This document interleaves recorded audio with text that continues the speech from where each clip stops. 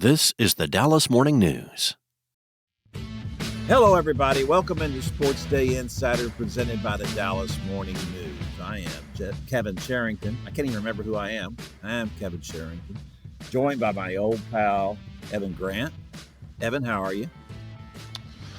I'm fine, Kevin. Everything's great here.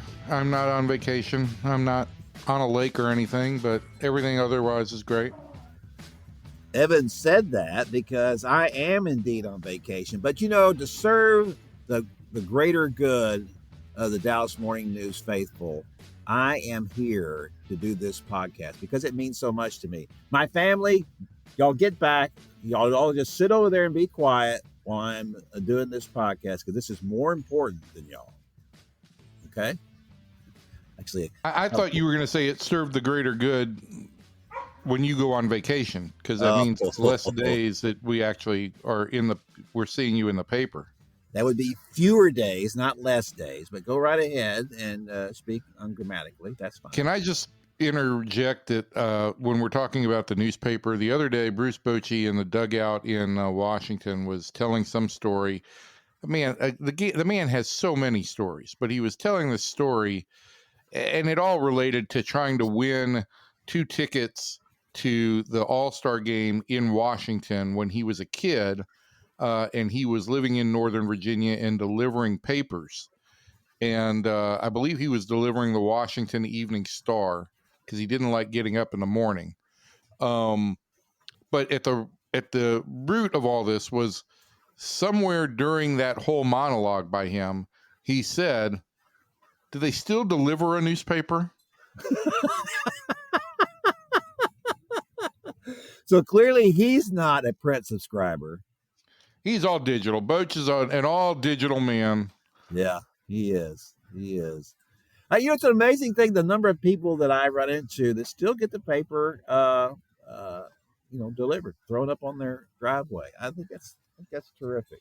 Of course we do. Not a lot of people in my neighborhood do, but can't be just holding it and being surprised by what's in there. I love that part of it. And the lovely wife, she loves that part of it. She loves to read the print product. So more power to her. All right, Evan, let's talk about these Rangers. They have been all over the place in the last few weeks, as they have pretty much all season. Win a few, lose a few more. And the offense is really not shaking itself out of the doldrums, except for Marcus Semien, who all of a sudden is like the best player in baseball. He has done this before when he has shaken himself out of a slump, but not quite to this extent. Surely at some point he's going to cool off a little bit, isn't he? Well, I mean, I listen, he's not going to hit 500 every week. But I think that there are a couple of things about what's gone on here. One, for me, the thing that stands out is it looks like what Marcus is doing isn't anything new.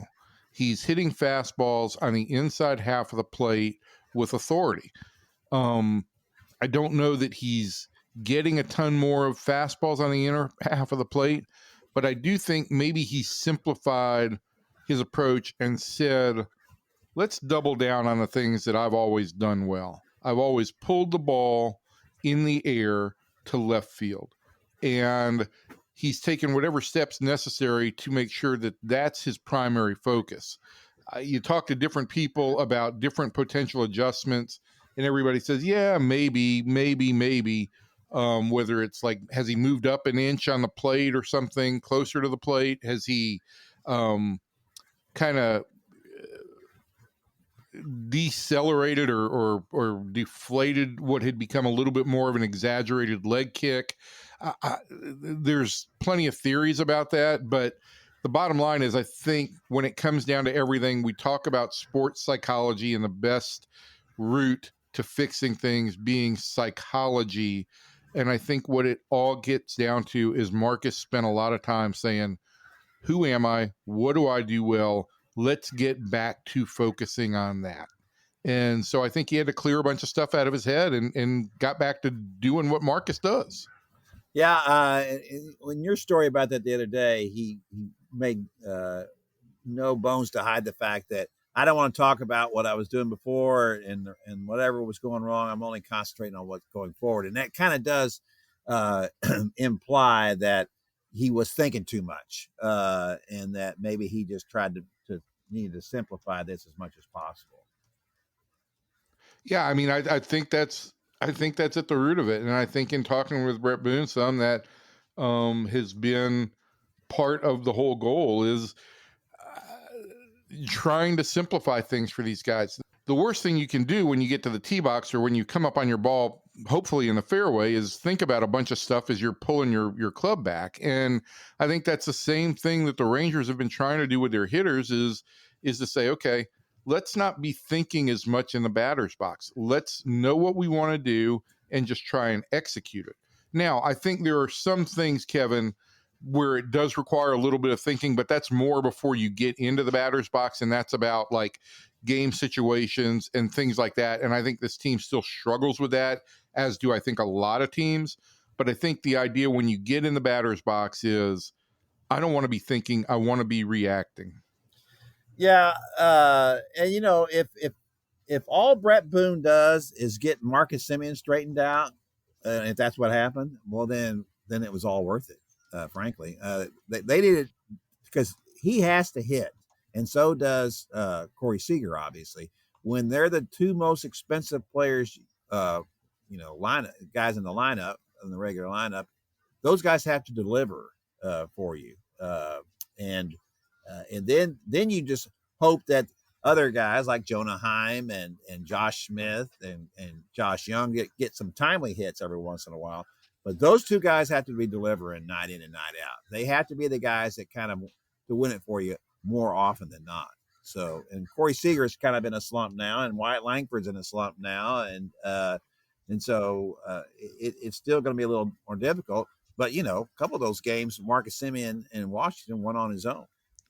Well, I think the Rangers scored 17 runs last week, and Semien had 2 home runs. I think he had 6 RBIs and 4 runs scored. So, the Rangers went 2-4 last week. They blew a game in the 9th inning, so they probably should have been 3-3 on the road on that first week of the road trip. But my point is, you really had one hitter that was hot and another in Jake Berger who delivered a little bit of power. And the thing is, if you've got a couple of guys that are hot on this team, it can carry you. But for most of the season, nobody has been hot. There hasn't been one guy who's been in a position who's been hot enough to carry this team. Yeah, well, Langford was having a good season until recently, and but this goes to show you that even that is not enough, and his power numbers haven't been quite the same either. I mean, but you're right. I mean, it is amazing when a guy gets hot, like Semien has been, the difference it makes. Yeah. And especially with this team, Kevin, right? Because of the pitching, and we saw that over the weekend. They scored 5 and 4 runs in back-to-back games, won a road series for the first time in over a month. This team does not need a ton of runs to score. They are 23-4 going into the Minnesota series when they score 4 or more runs.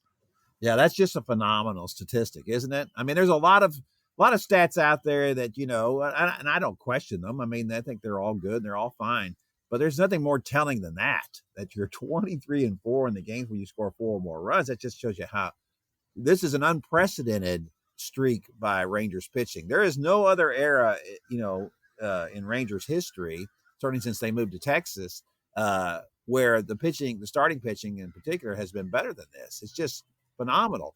And to that point, I was watching something yesterday that I guess it was on ESPN. I'm not sure where it was, but Al Leiter was talking about Jacob deGrom's pitching mechanics, and they had him up on the big screen and they were showing everything he does, and Al was just going on and on about the beautiful synchronicity of his delivery and his ability. He said, so many pitchers when they throw close to 100, like his son Jack, are just happy to come down the mound and be throwing 100 miles an hour, and it goes where it goes, and that's all well and good. But this is a guy, he said, who throws that and the glove doesn't move, and that is the thing that separates him not only from his peers today, for the most part. There are a couple of guys like that, but in history. Yeah, I mean, he's a freak, and I've seen a couple of stories about, well, he's not throwing 101 anymore. And listen, you don't need to throw 101. That was all vanity. His stuff is so pure at 98, 99. He doesn't need to throw 101. So I don't even understand why that's been a story in any regard. I do think I heard some talk over the weekend that maybe there's been a little bit of a change in his arm angle, that it's dropped just a little bit as he's aged. I don't know. What I do know is this, that when he's on the mound, he is effectively playing catch. Yes, he generates incredible velocity, but his body and his mechanics are so pure that it looks like he's just playing catch. And more importantly, Kevin, when he is attempting to deliver a pitch, his whole idea is just hit the glove. He knows where he wants the catcher's glove to be, and he knows that he's going to try and hit it.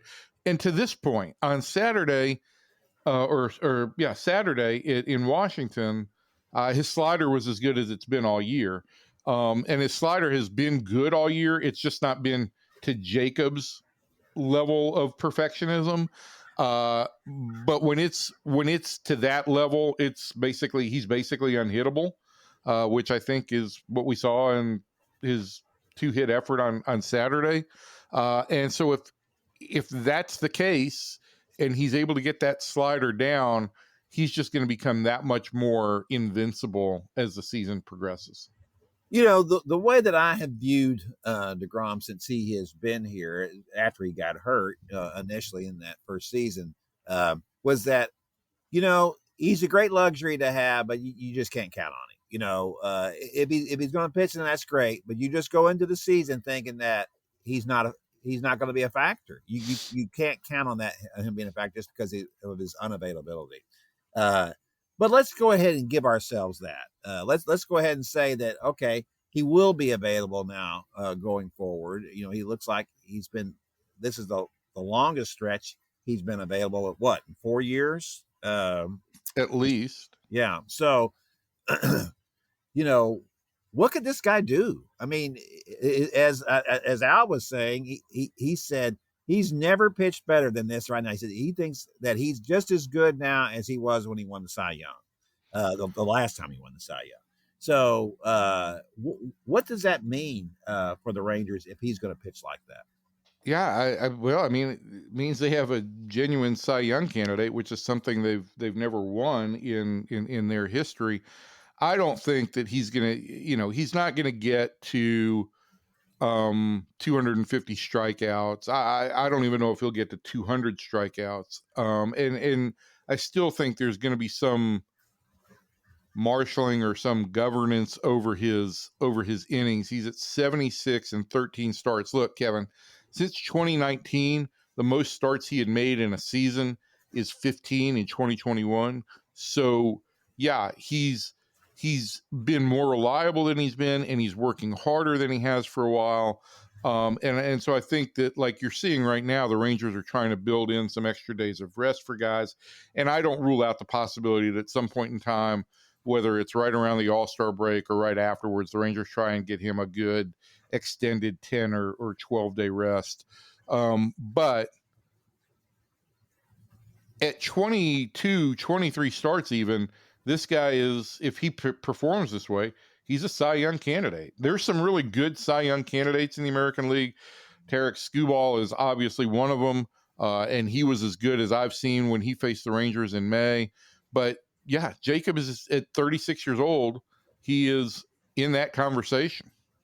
Well, and that's what, and not only obviously because of him, but Tyler Mahle pitching well, Native Ball. I take that back. Well. He's 37. He turns 37 this week. So, is that right? He's still in that conversation. Yeah.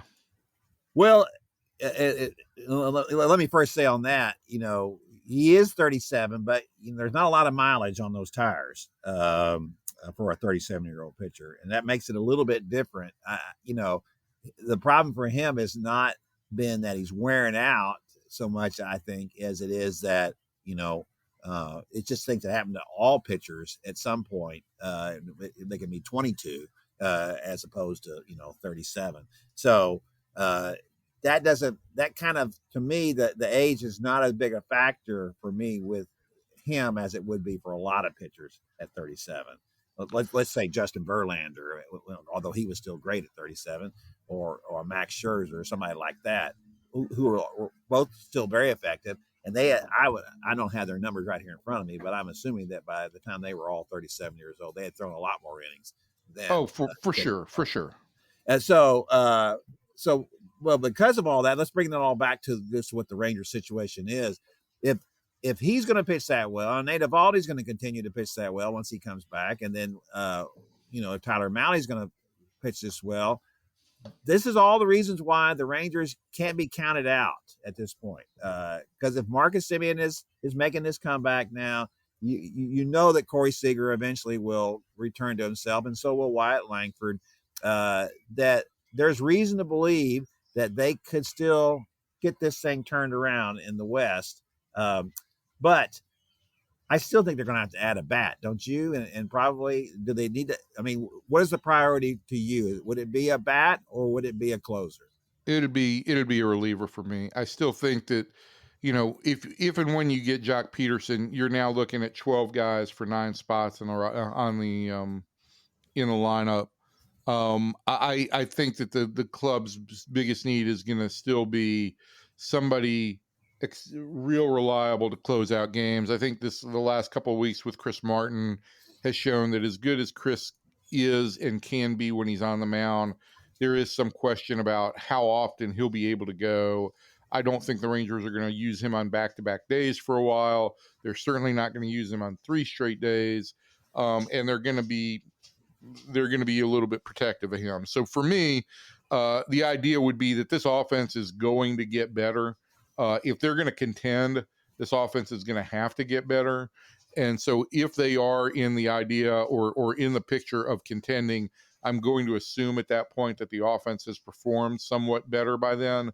And so I think the most glaring need will be a high leverage reliever. Yeah. Are there an assortment of high leverage relievers that would be available?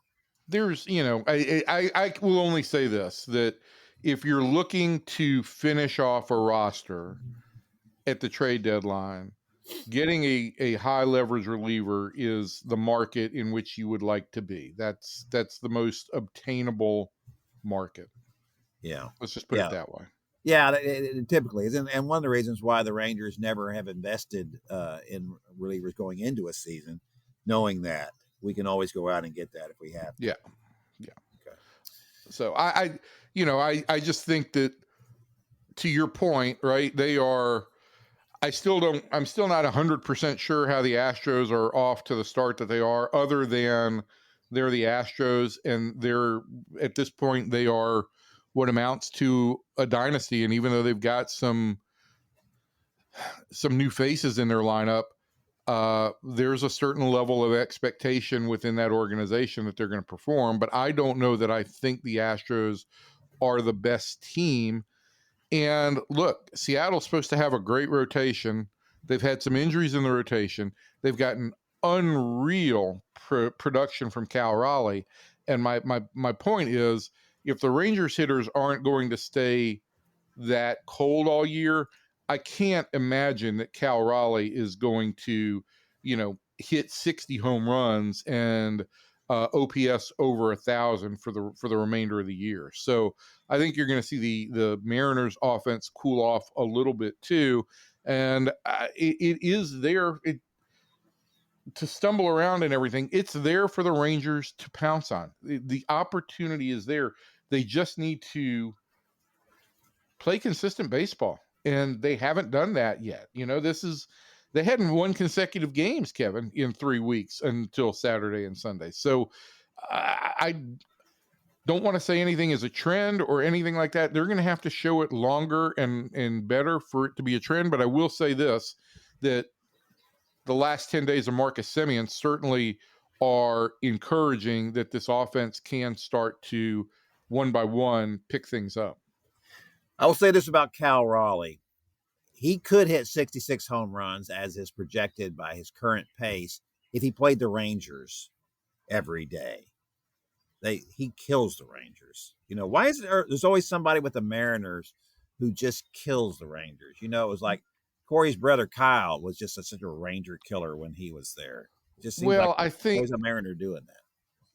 I'd never want to take one of your arguments and deflate it, but I think usually it's somebody in the AL West that kills the Rangers. Whether it was Garrett Anderson or Tim Salmon or Mike Trout or who was the catcher that killed them for several years with the Shea Langoliers now is the catcher that owns Shea the Rangers. He's the guy now. Yeah, he's the Rangers killer now.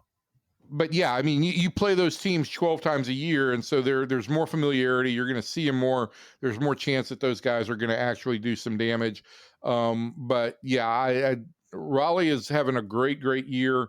I just don't know if this is a guy who's going to end up doing what he's done all season long. Yeah. Somebody's got to do something here. We talked about, before we get out of this Rangers segment, let me just ask you about the outfield situation. So now Alejandro Osuna is kind of cooled off a little bit, which was unfortunate, but that's what happens with youngsters. I think it's hilarious, this whole Roman Anthony thing in Boston and all the hype for the number one prospect in all of baseball to come up and then, boom, fizzle. I mean, I felt sorry for the kid from the standpoint is that how can you possibly live up to this? You got people standing and applauding and you're just walking to the plate. I mean, how ludicrous is that situation? Again, the whole idea of prospect stock oftentimes just befuddles me because they are young players, and the idea that you're going to get some guy who changes the franchise for the long term is, once in a decade. And it's magical to watch. It's magical to watch when you watch what Evan Carter did in 2023, but it's just, guys are going to go through struggles. They're going to go through up and downs. And the only thing that's different here is, look, I think that on the projectors scale, right, Roman Anthony and Marcelo Meyer and Christian Campbell, those were all guys who were in the top 10 in all of Baseball America's prospects. Osuna is not a guy who's ever been a high prospect, just a guy who continues to get better.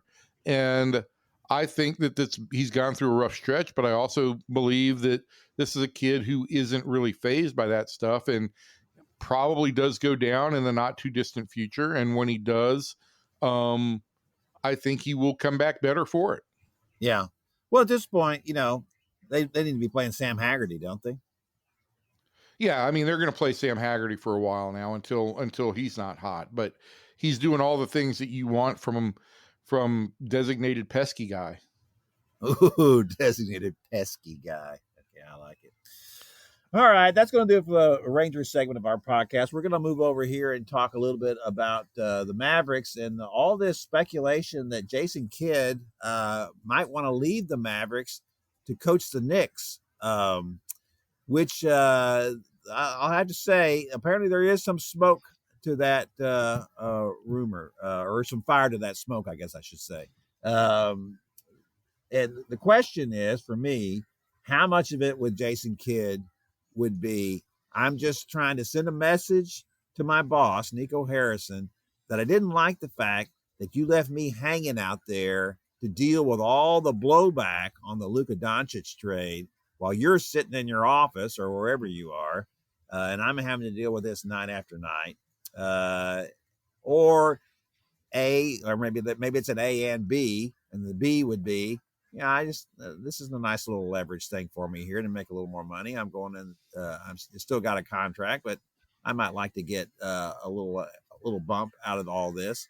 I have a hard time believing that Jason Kidd would want to go back to New York, where he ended as a player and was his personal life became fodder for the tabloids there as his marriage was unraveling. And And also, he's not exactly a ball of fire in the with the media now. I just can't imagine that. I know that when the Knicks are playing well, that they may be the story in sports in New York. When they're really going well. No, they're not.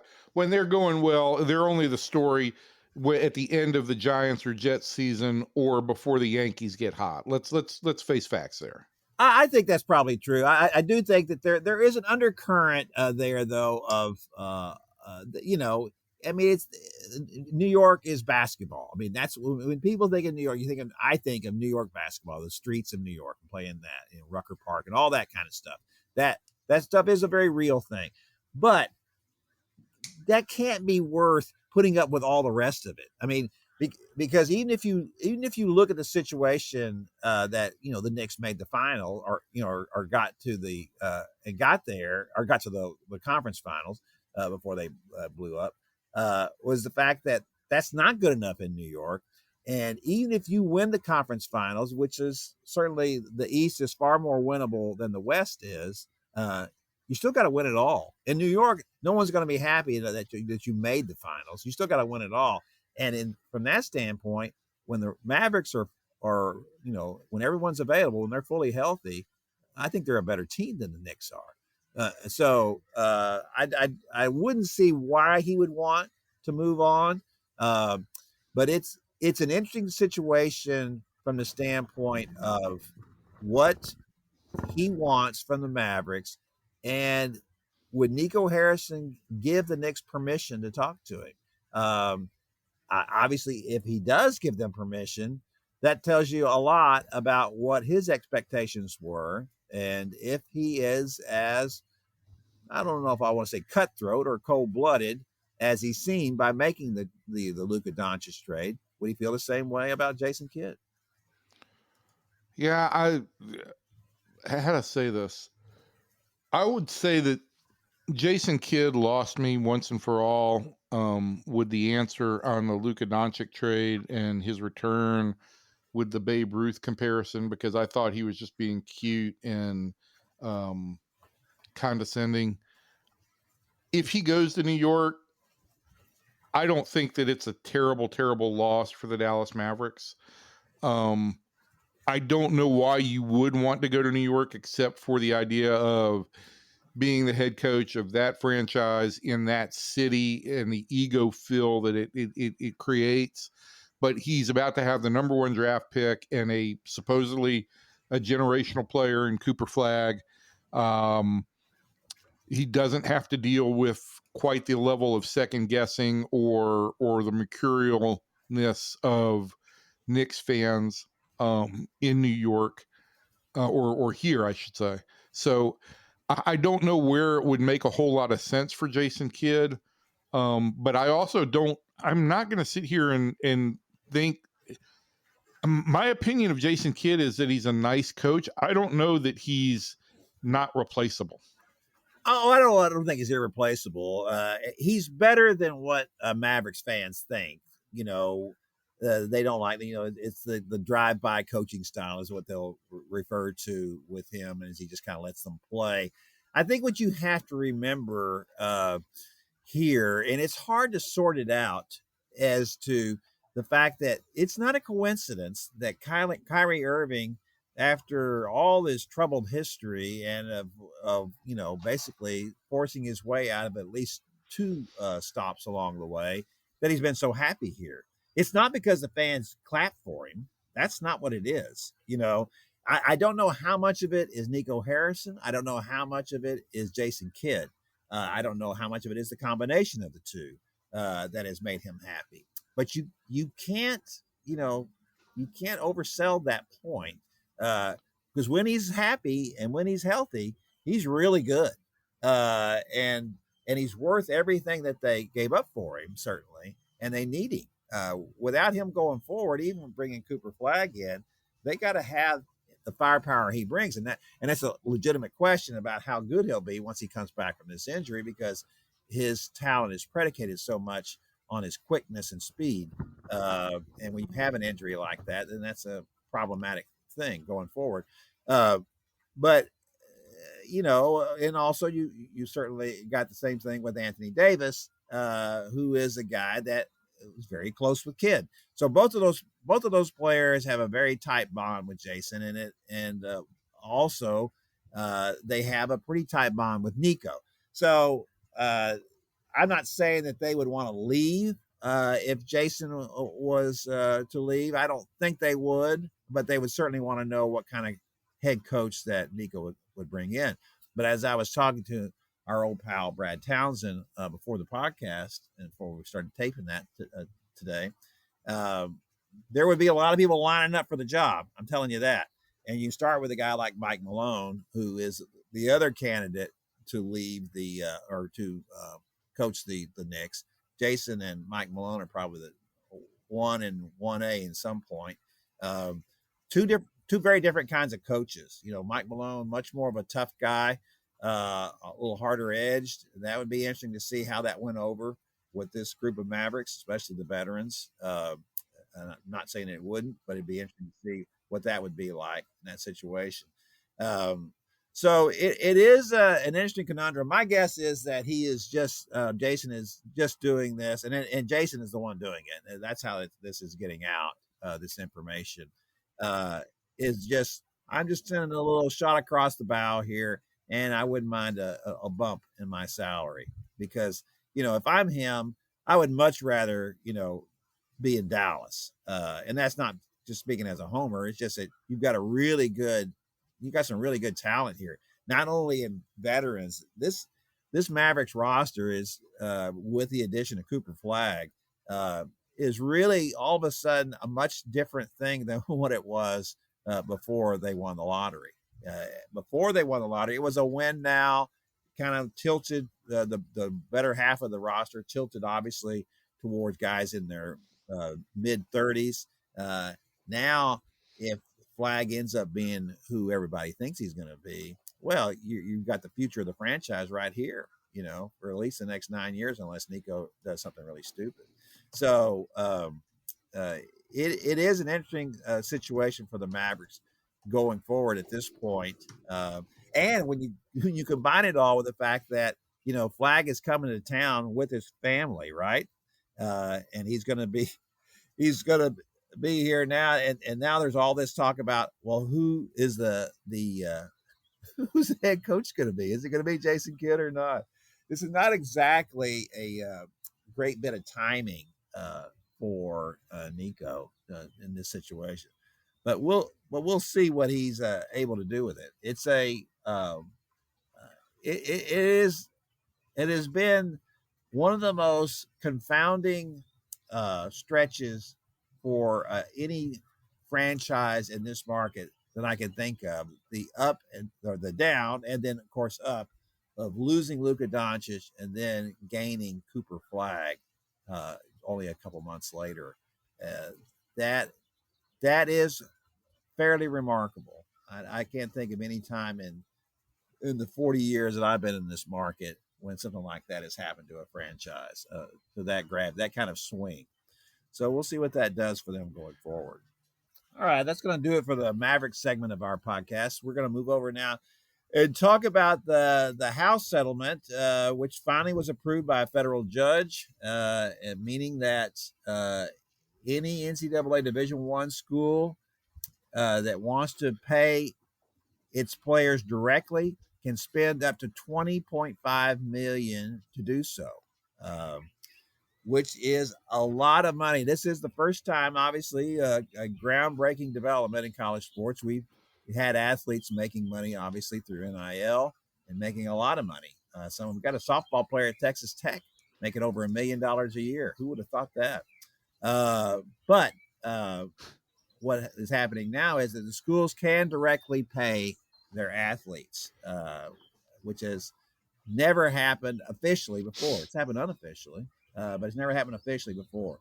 We've already gotten an email blast, an announcement, a statement from Texas Tech saying that they're all in on this and they're going to hit the limit of $20.5 million, and they're going to raise $14 million of that a year through their fundraising efforts. So as the school is not going to incur, what would be a burdensome duty to pay these athletes. And I But guess this that's is Kevin. all part of That's the in situation. addition to collective. Yeah, money? the collectives are just a completely that's a collectives are all booster driven. So those are not that money's not coming from the schools. You're allowed to have that was part of the whole NIL Right. thing, right? Was paying that before. Listen, this is going to be extremely complicated because now what you're going to see is that there's going to be a push from athletes. They're not stopping here. There's going to be a push from athletes to be recognized as employees, and so therefore they're going to end up with basically unions. And so obviously what the NCAA is going to try to do is say that no, these are not employees. We are not going to be responsible for that because we can't afford to pay for all of that. So it's like, so you're going to pay these people, but they're not employees, So how is that going to work? This is going to continue to be a mess for the NCAA for years to come. And I'm not saying that that it's a bad thing that athletes are being compensated financially. I know there's a lot of people out there who feel like it's enough for them to get their college these scholarships and whatever. And I will say from that standpoint, they're worth a lot more money now than they used to be. If you're sending your kids to college now, how much it costs, 30, 40, 50, $60,000 a year to send your kids to college. Just outrageous, the cost now. And I'm very glad that all four of ours have graduated and they're all paid for already. And we weren't paying those kind of sums for that either. So it is worth a lot more, but that's just the cost of play these days. And if you want to win, this is what you're going to have to do. It is remarkable what people are willing to do now, considering what it used to be. It used to be so difficult to get boosters to pay for things. Back in the old days, that they just didn't want to do it. SMU was paying back in the 80s. They were always willing to do it. Their boosters were. And that's one of the reasons why they are where they are now. They've already kind of jumped themselves. They put themselves in the ACC and made a big run in the CFP. So this will be interesting to me to see what Texas Tech does. They're going to be a big hitter in this thing because Cody Campbell, one of their big boosters and a former football player at Tech, he has put them front and center in this debate. They've been one of the leaders in the portal and adding players, and there is a definable difference now in Texas Tech and what they want to be.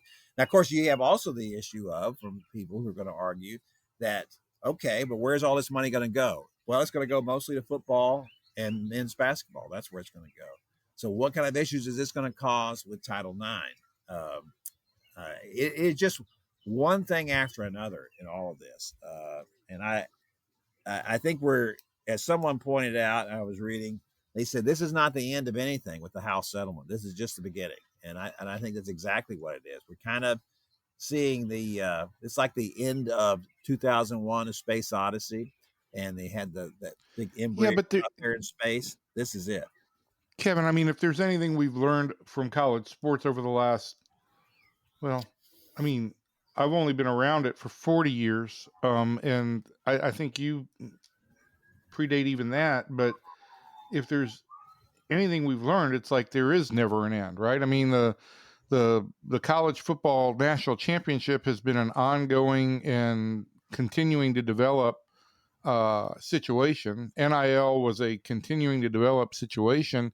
Yeah, I mean, right now the main avenue to explore for athletes and for everybody else and for a competitive advantage is financially. And so, I think there's, and I think you've said this on a couple of occasions, and I'd like to believe this, that, hey, if only the NCAA had been reasonable years ago and said, yes, college athletes deserve a stipend, some share of the pot, a reasonable stipend for their contributions, then maybe we wouldn't have all of this.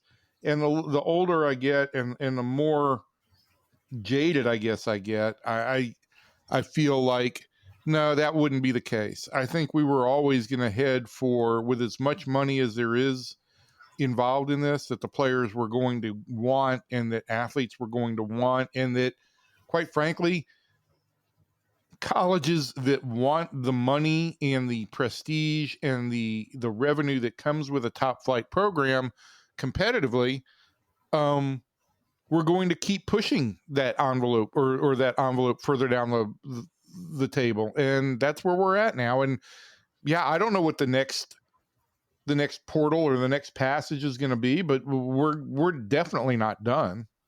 Well, when I said that about it wouldn't have been this bad if they had let the players have a piece of the pie sooner. Yeah, I didn't mean that it would never come to this. I mean it would just have delayed it. It would have, as I've said before, anytime the longer you oppress somebody, and I know people don't want to hear that, but you are oppressing these college athletes. I mean, come on, so many of them, developed later on, especially football players.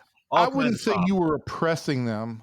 I would say you were exploiting them. Well, you're exploiting them, but you're kind of oppressing them when you're saying, no, you can't have this and you can't have that and you can't have this and you can't have that. That's kind of that's oppression in my mind. But when you don't give them the ability to have access to health insurance later in their career, when they are suffering from things that happen to them as college football players later in their lives, that element for sure. Yeah, that's terrible. And sure. And they just didn't want to do that. They didn't want to be responsible. They wanted to be, oh, you got to prove to me that this stuff didn't happen. It's like, there was a case that I worked with, and she made a settlement after the death of her husband. And he had played at he grew up in Denton and played on those. He was a defensive lineman in those Texas teams that the big shootout in that era, and he eventually developed dementia in his early 50s and died of it in his early 60s. And he never played a down of pro football. That's what happened to him in college football. And they did the CTE scan of his brain, and he had terrible brain damage from that, the CTE. So, right. But why didn't the colleges want to? Why did college athletic departments and colleges in general not want to give them insurance? Well, because they want to pay for it, they want the money themselves. Right, absolutely. And look, and that was my issue with colleges in general, was that, look, you can go to any college anywhere and see the difference. Because I covered colleges on a regular basis in the 80s, so a large portion of the 80s, and those athletic facilities at those places hadn't changed much over the previous, I don't know, 20 or 30 years. They all looked like they had for decades, and they were run the same way. They had small staffs, and it just, it was kind of a mom and pop kind of deal. Even at the big universities, they were like that. And then when they finally started getting somewhere with all that stuff, and then there was more money coming in, and next thing you know, you're seeing these facilities are just all over the place, and they're expanding exponentially, and the money that's being spent. And then the money that's being spent on the coaches and on the administration staffs, and how they were growing these staffs. And all of a sudden you've got all these advisors on board and all these many things. So you can't tell me that we're going to do all of that and not give the players anything. That was ridiculous to say. Yeah. And that's what they did. And so that's why I don't have any sympathy whatsoever with the colleges for any of that argument that, oh my gosh, now all you hear is, oh, we don't have any money. I was talking to somebody the other day who has a lot of contact with college coaches and across the landscape, and he was saying how they're all just scared to death that they're not going to have enough money to pay for everything. And of course, a lot of these schools aren't going to have it. Some of them will, and we know pretty much who the ones who will, and those are the ones, they're in the Power Four conferences. They're going to have enough money to pay for all this kind of stuff. And the smaller schools, the smaller conferences aren't going to be able to do it. But frankly, they're not going to be competing year in and year out for national titles anyway. I mean, that's just the way it is. I mean, I'm not saying all this is any good. I don't like it. I don't like seeing what's happening. It's just the way that it is. Why don't you like it, Kevin? What do you not like about it? It's just a mess. It's from my standpoint as a reporter, one of the things I liked about covering college sports was that basically we're just covering the games. We're just covering the games and the personalities. I don't have to deal with contracts, stories. I don't have to deal with, is this guy going to hold out? Is that guy going to hold out? What is the labor issue going to be now? And you had all of those, you've covered baseball your whole career. And when you have all of those issues going on all of the time, and it's just stuff I'm not interested in writing about. And so for me personally, that's the mess that I don't like. It is all of this kind of thing that has entered into the conversation now that takes away from the sheer joy of covering college football and the color and the, just the pomp and circumstance of all of it. Now it becomes something completely different. And, in some ways it was that. I mean, we did have to cover all that kind of stuff. Not that kind of stuff, but all the off stuff. When I was in the 80s, it was a big deal covering the Southwest Conference when everybody was in NCAA trouble, and you're going from one school to the next trying to figure out what's happened here, who turned in who to the NCAA. Right. Well, now you don't have the violations to deal with, right? Everything was about the violations at that point in time. Oh, now yeah, it's not violations, but it's the transfer portal. It's NIL deals. It's this, it's that. Yeah, it's all a big business. I don't like it. I don't particularly like it either. I don't like the whole idea of for me, college football is the one time a year I feel like I really get to be a fan. And it's like, Donnie Ecker was a big college football guy, and he constantly asked me about, what do you think about this guy that Georgia's got in the transfer portal? Or what do you think about that guy that Georgia's got? And I'm like, Donnie, I'm just going to tell you, when football season starts up and they put on pads and they start playing games, I am completely into it for the length of that season. But recruiting and the portal and that stuff, I'm not that interested in it. I am interested in the history, the pageantry, and the excitement of the games of college football. But all the other elements, I'm just not that interested in. Look, I don't like recruiting. When people would ask me sometimes about recruiting, well, who's getting this guy and who's getting that guy? It's like, I don't know. And I don't care. They're 18-year-old kids. Come on, and they're making up their minds about where they're going to go. And it's a big decision for them. But for the most part, for all of them, it's a win-win kind of situation. If they go to one school or another, it may not work out, but it's still going to be pretty good for them, whatever it is. And now when you mix in the portal with that, you're recruiting a guy for 1 year in a lot of cases. Well, you are. And now what I was hearing from this guy I was talking to is that you're having to pay people monthly to keep them committed. Now think about that. Pay them monthly just to keep them committed to the school. So that is, all of that just seems like, ugh. This is not why we got into this, is for all this kind of stuff to be happening. So from that, but at the same time, good. At the same time, right? You go, just like you and I talked about a ton last year, you go to see Texas, you go to see football games, and the sport and the quality remains great and exciting, entertaining, engaging. It's all the other stuff that I just have zero interest in, to be perfectly honest. Well, me too. And that's what I said. Just like you said, I think you put it perfectly. From August until January, it's great. I love all that part of it. I don't love all the rest of it, and that's going to have to be enough for people to get them through all of this. I'm glad I'm not having to be the one pouring out the money, as I was told by somebody at Texas A&M. There, a booster was being asked about contributing to the collectives, and at that time A&M had that number one recruiting class, and so there was a lot of noise about all of that, and it didn't pan out very well, especially not for the head coach. And so anyway, what the booster said, he goes, I can either donate money to this school that I love and have my name put on a building, or I can donate money and have a guy smoking pot at halftime, in the locker room, which is what the story was. So that's Yeah, that's pretty telling. That's how I would feel too. The sustainability of all this will be very interesting to me to see who's going to want to put up this kind of money year after year after year after year. It's an awful lot of money, and you can get people to do it for a while. Most of these billionaires, and there's a lot more of them than there used to be, but most of them didn't get where they are by being real magnanimous with their money. They don't like to watch their money burn.